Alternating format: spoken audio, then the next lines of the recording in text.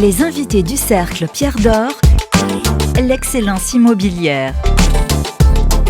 Ces professionnels construisent l'immobilier d'aujourd'hui et de demain. Rencontre avec des femmes et des hommes remarquables.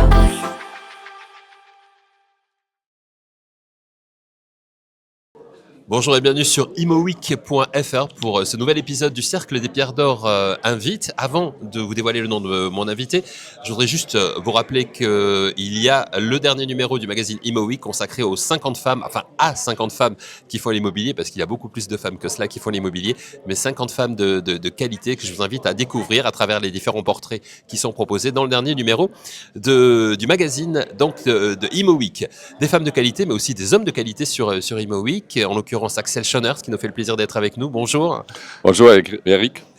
Architecte international. On va parler de vos récentes réalisations, si vous le voulez bien, Axel, parce que vous avez une actualité très très riche. Et notamment avec une actualité que l'on a apprise il y a quelques jours, la vente du H4 Hôtel Wyndham Paris Playa Resort. Ouais. 700 chambres, un projet emblématique qui est situé à Saint-Denis. Est-ce que vous pouvez nous expliquer les défis architecturaux et les inspirations derrière ce projet qui a été, je crois, marqué quand même par les JO 2024? Oui. Alors le projet Playel, l'hôtel Playel, c'était, on a gagné un concours pour l'architecture intérieure qui était organisé par H4. Donc c'est un groupe hôtelier allemand qui était, voilà, comme vous l'avez dit, vendu récemment, il y a quelques jours. Le groupe, il est vendu pas la tour, c'était le groupe qui a vendu. Donc nous, on a gagné ce concours il y a quelques années. Et le challenge, c'était un immeuble de grande hauteur dans l'IGH, dans un quartier qui était en plein développement avec le Jeux olympiques, un tour qui était obsolète depuis des années, donc qui était restructuré par le groupe Borus avec leur maître d'ouvrage délégué Boris Litti. Et donc nous, on s'est intégré dans cette équipe-là pour faire l'aménagement, l'organisation de l'hôtel, avec toute une programmation d'activités parce qu'il est très grand. Il a 40 000 mètres carrés, il y a 700 chambres, donc il faut réfléchir un peu plus que jusqu'un hôtel. En plus, il est directement maintenant connecté avec la nouvelle gare Playel. Évidemment, tout était organisé pour rentrer dans le Jeux olympiques 2024. Donc l'idée, c'était ouvrir bien avant les Jeux, qu'on a réussi de faire. Et l'architecture, le concept, l'architecture intérieure qu'on a développé était inspiré par le site qui était l'ancienne usine de Playel, donc les pianos très connus mondialement, qui a disparu il y a déjà bien longtemps. C'était un quartier très industriel. Donc l'idée, c'était créer un concept entre le passé, les pianos, le futur, ça veut dire la gare et la connexion du Grand Paris. Et on essaie de faire une fusion entre les clins d'œil de Paris, les matériaux classiques parisiens, mais aussi l'aspect industriel du site et les contraintes d'un immeuble de grande hauteur parce que c'est assez contraignant. Il faut calculer tous les éléments sur sa inflammabilité. Donc c'est un sujet qui est assez intéressant que je connaissais pas trop dans les hôtels parce qu'on a fait rarement des hôtels dans des IGH. Voilà, donc un défi que vous avez largement relevé et un bel endroit donc à découvrir aujourd'hui. Ouais, un défi très complexe avec beaucoup de partenaires, un opérateur allemand, un investisseur français-suisse, des entreprises européennes. Donc oui, un challenge très intense. Très intense. Alors dans votre actualité, chez Axel Schonners Architecture, il y a aussi la résidence Canvas à la Défense, conçue pour les étudiants et jeunes actifs. Donc là, il y a un vrai besoin, effectivement, avec une forte dimension communautaire et écologique.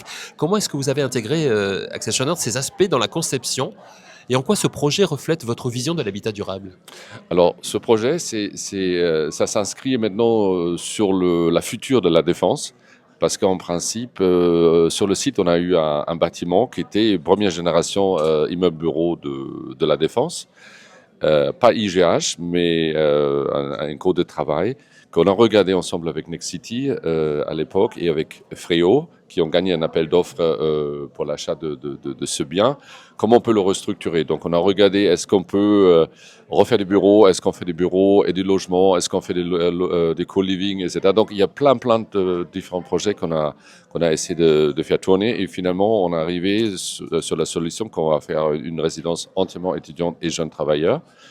en gardant une partie de la structure, donc spécialement les fondations, les parois moulées et dans les parkings, etc., une partie de la structure au-dessus, et le reste, c'est la construction neuve, avec une réflexion sur la réversibilité. Donc, qu'est-ce qu'on peut faire demain? Donc, je pense que ce site-là sera jamais du bureau, mais ça pourrait être des logements, de l'hôtel, en tout cas plutôt dans l'habitat. C'est un projet qu'on a développé aussi avec la mairie de Puteaux. Parce qu'on est sur le site de Puteaux. Et on a, voilà, donc l'idée, c'est de la résidence étudiante qui a presque 700 appartements, mais avec un socle de 1500 mètres carrés qui a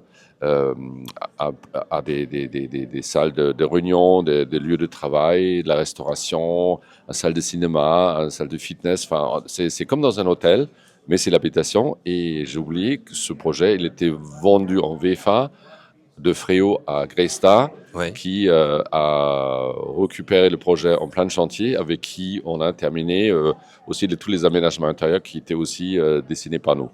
Voilà, ça c'est pour les réalisations récentes, mais j'aimerais qu'on parle aussi de vos chantiers en cours et notamment du 133 rue du Faubourg Saint-Honoré, qui est un projet mixte, logement et bureau pour Edmond de Rothschild. Ce projet s'inscrit-il dans le cadre du nouveau PLU bioclimatique de Paris? Quelles sont ses particularités en termes de mixité d'usage? Alors, ce projet, on a réfléchi, il y a 2-3 ans, on a gagné un concours, et à l'époque, le PLU bioclimatique, il n'était pas encore en vigueur, mais il était déjà en préparation. Donc, on a proposé aux clients une opération mixte, donc mixité sociale.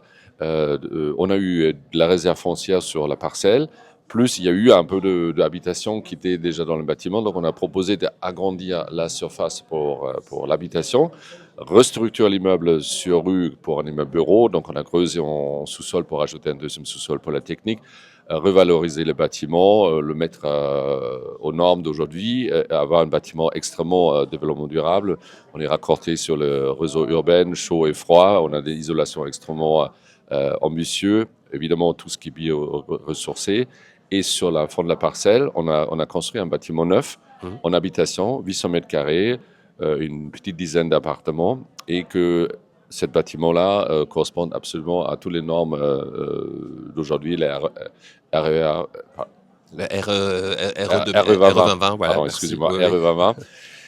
Et pour faire ça, on a une structure. Initialement, on voulait faire une structure bois, donc ça fonctionnait pas pour différentes raisons, mais on a fait une structure en bois et béton, avec du béton bio basse carbone, donc, et une isolation par l'extérieur, avec un chauffage au plancher, et des appartements avec des terrasses et des rooftops, la végétation sur tous les étages.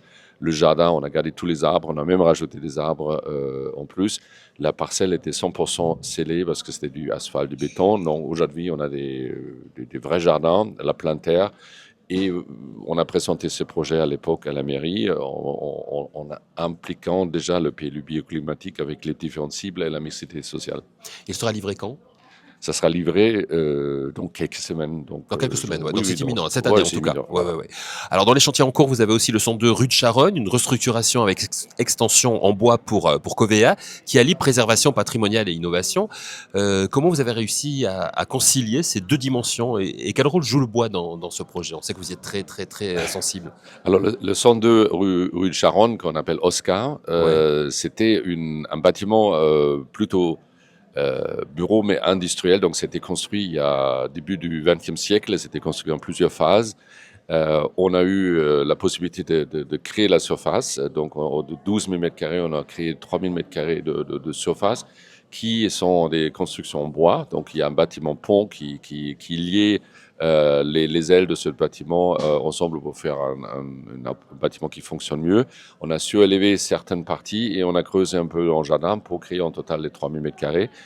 Covea était très ambitieux sur cette opération sur le CO2. Donc, on veut avoir un projet qui sera en exploitation quasiment CO2 neutre. Pour ça, on a créé la géothermie. On a creusé pour récupérer l'énergie de froid et chaud dans la nappe. Ça nous permet de produire du froid et du chaud sans aucune dégage de CO2. Ouais. Et si on prend l'électricité avec des opérateurs qui fournir de l'électricité par des sources renouvelables, donc on est en CO2 neutre. Donc ça, c'était pour nous très important. Évidemment aussi pour la construction, si je travaille avec des structures bois, c'est des coffres CO2, donc j'ai très peu de béton. Évidemment, il y a des cages d'escalier en béton, mais là, on a travaillé plutôt avec du béton carbone basse, et on a tous les cibles de HQ, BBC, BREEAM, donc on est très très ambitieux sur ce sujet-là. Et le bâtiment sera livré dans quelques mois, et on a la chance que l'immeuble entier il est loué à une marque de luxe français. Et je peux pas vous demander qui encore, c'est ça? Je peux pas le dire, mais c'est en cours, c'est signé.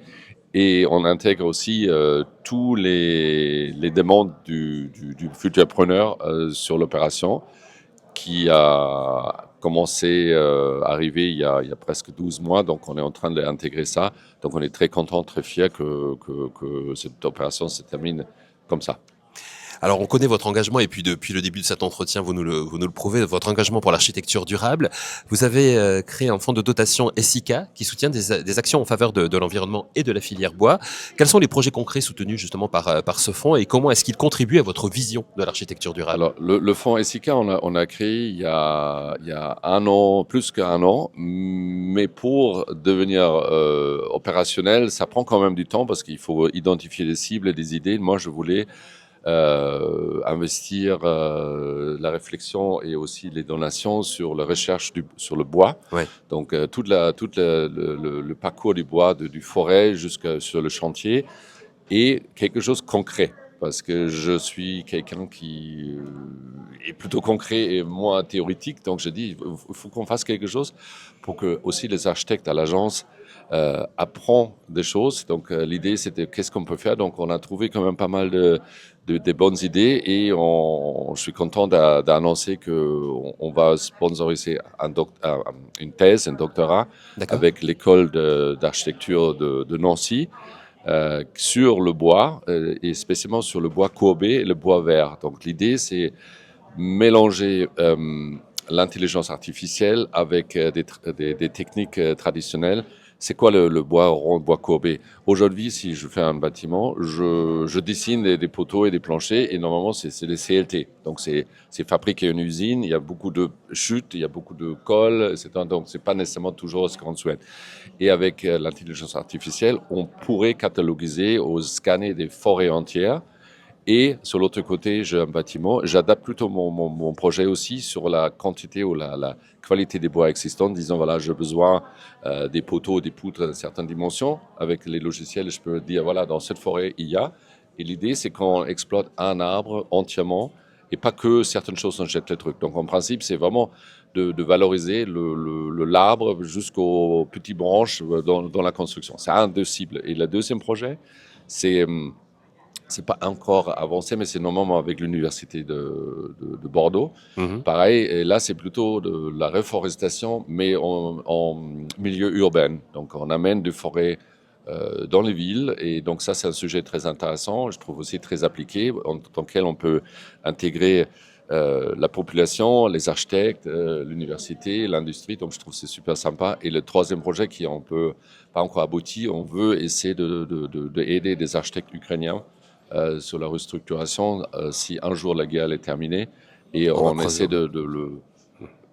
Ouais, je sais pas trop. non, du tout. C'est toujours un bonheur de vous écouter.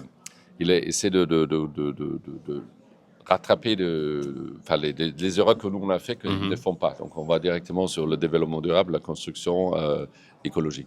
En tout cas, vous êtes passionné par ces sujets. Et pour terminer justement cet entretien, peut-être en deux mots, quelles sont les tendances clés à surveiller dans le domaine de l'architecture durable justement, et comment vous avez envie de les intégrer dans vos projets?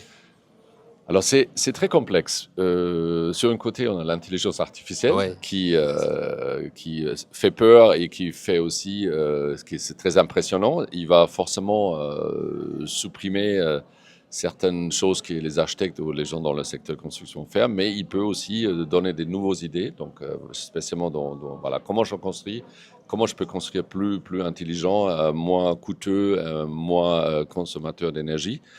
Sur l'autre côté, on a les nouvelles règles des PLU bioclimatiques, pas seulement à Paris, enfin toutes les villes, toutes les communes se mettent, ce que je trouve c'est une très bonne idée.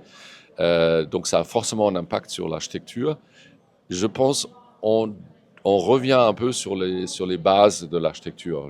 C'est toujours la même chose que la forme doit suivre la fonction et pas dans l'autre sens, qu'on ne fait pas des gestes architecturaux inutiles, que finalement on faut vraiment réfléchir comment je fais mon bâtiment. Il faut vraiment penser à la réversibilité, qu'est-ce que je peux faire et qu'un bâtiment n'est pas éternel, donc comment je peux le déconstruire. Et aussi plus réfléchir sur l'existant, parce qu'on a tellement de bâtiments existants, on n'a pas besoin de construire en permanence et on n'a pas besoin que chaque architecte fasse un geste juste parce qu'il est architecte. Donc je pense qu'il faut avoir plus de respect sur l'existant et l'intégrer dans la construction neuve. Merci beaucoup, Axel Schonert. C'est toujours Avec un bonheur plaisir. de vous écouter. Et puis, on sait votre investissement et votre passion pour tout ce qui est Merci. architecture Merci. durable et Ah pour oui, la transmission aussi, parce que vous êtes très, très sensible à ce sujet aussi de la transmission. Ouais, exactement. Merci beaucoup. Merci et merci à vous d'avoir écouté cet épisode du Cercle des Pierres d'Or Invite sur imowi.fr.